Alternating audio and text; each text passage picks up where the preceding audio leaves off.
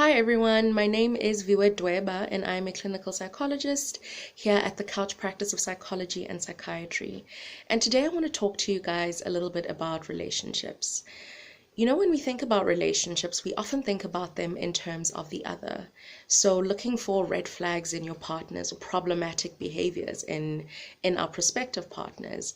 We could sit on Google for hours upon hours researching 15 signs she's a narcissist or 12 red flags I should watch out for before the first date.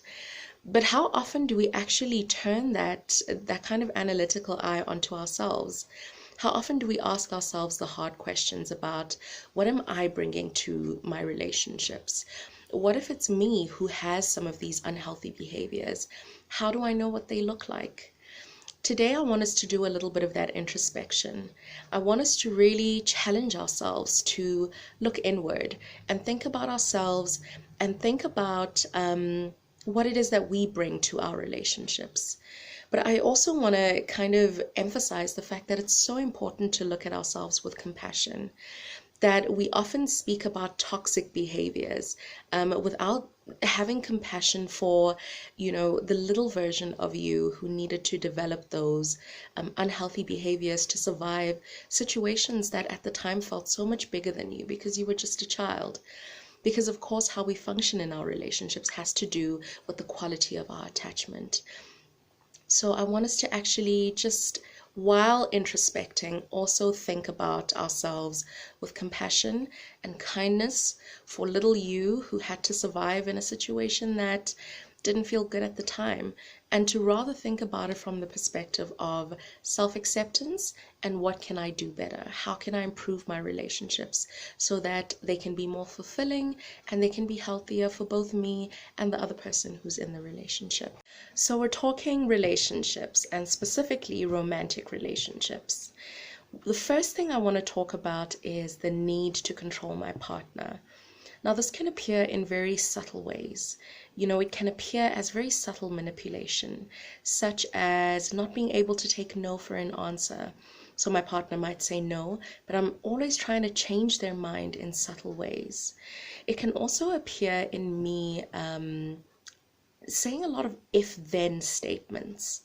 So things like, if you don't do what I want you to do, then it must mean that you don't care about me.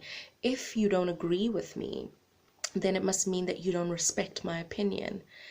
Now, when we think about this, where does the need to control come from? The need to control usually comes from a place of fear. So it's important to think about what is underlying this need to control. Is it about a fear that I have that if I allow my partner to have their own mind and allow them the room to have their own life, that they might leave me? Is there a fear that if I allow enough room in my relationship, that my partner will figure out that I'm unworthy of love and so will then leave me? So it's important to think about what is that need to control and what does it actually mean for you? The second thing is a constant need for reassurance from your partner. Now, there is a difference between enjoying a compliment from your partner every now and then regarding what you're wearing, how your hair looks that day, or whatever it is. But that is very different to needing to hear that every single day. And needing to hear that before you make any kind of move. For instance, my partner has to say I look beautiful in this outfit before I leave the house, otherwise I'm going to feel ugly. Now, that kind of need is very heavy on a relationship, and it's important to think about where it might come from. And there's a good chance that if I'm in constant need of reassurance from my partner, that I am looking for the relationship to do for me something that I should be doing for myself internally. So it's important to think, where is my self-esteem at? Why do I need all this external validation? Because also a relationship is likely to buckle under the weight of that kind of need. The last thing I want to mention is criticism. Now, often we don't see criticism as that because it often presents itself under the guise of, well, I just want my partner to be the best version of themselves that they can be.